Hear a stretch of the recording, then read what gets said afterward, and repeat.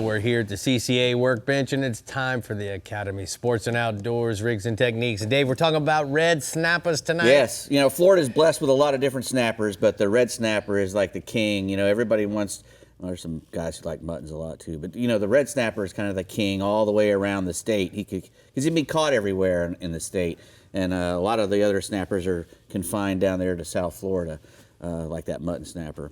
But you know, they're really good to eat, and that's why we're out there chasing them. They're, you know, all the snappers are pretty much bottom fish. They tend to orient towards the bottom, wrecks, reefs, ledges, hard bottom areas, a place where there's a lot of food. And so we'll go down, you know, in depths anywhere between 60 and up to 150 feet, mostly for red snappers. Sometimes they'll get a little deeper, and sometimes they'll get a little shallower, but most of the time they're in that range.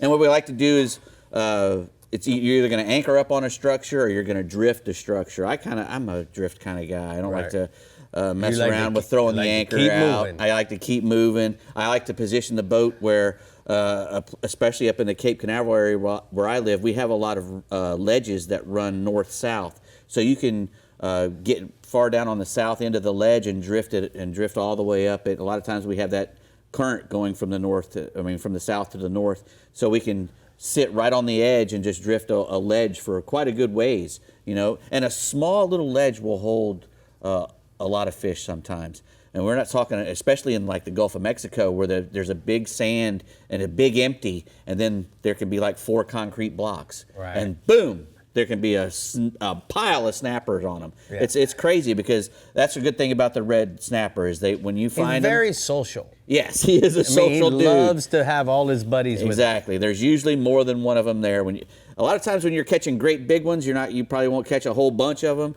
But if you're catching a whole lot of little ones, that's probably the ones you're going to be catching for a while in that area. But I like to try to keep from catching the smaller ones by using bigger stuff. But yeah, if I'm in an area where I'm catching a whole lot of little ones and they're legal, though, then you can do that as well. So a jig is a great way to catch them. A lot of fun as well. And if you're in a place like Pat was saying, you know, up where he lives, and even a while ago where I live, you could anchor up and start chumming and use it. We had this thing called a chum churn, which was a big PVC pipe with blades in it with a spring, and we could load it and just sit there on the side of the boat and do that chopping.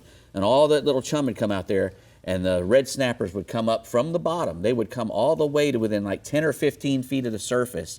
And you can target them with anything. I mean, Pat used to go out and catch them on the fly rod, catch big red snappers on the fly rod up where he lives. But we would pick out the one we wanted and throw them a big piece of cut bait or a pilchard or a chunk of squid. Squid was really the bait that we used most often on our chicken rigs. You know, a double hook chicken rig with like 8 ounces of weight on a 100-pound test monofilament. That's all, you know, and use 40-pound test braid or even up to 60-pound test braid to get down really quick. When you're using braided line, you can feel every little tick and bite, and there's no stretch. Right. And if you have a good 6 foot a leader, you're going to have 6 or 7 inches of stretch in most monofilament. So that'll be plenty of stretch if you need a little bit of shock absorber from a big bait bite. So let me ask you, black nickel hooks or the silver hooks, does it matter? It doesn't really matter, but I like, you know, if I'm in bright water, I like to use silver hooks. I don't know why. If I'm in darker water, I use, you know, but usually if I'm offshore, I'm using silver hooks. Okay. Just a preference? Just a preference. And a good circle hook, an inline circle hook, not a offset ever, because you know what an offset does? He swallows the offset hooks, and as it's pulling out, that little offset will come and hang on a soft spot in his throat or in his belly, and I'll pull, and then all of a sudden that little piece will give away, and then it comes all the way out. If I'm using that non-offset hook, it's going to get right there in his jaw, and that's where we're going to nail him.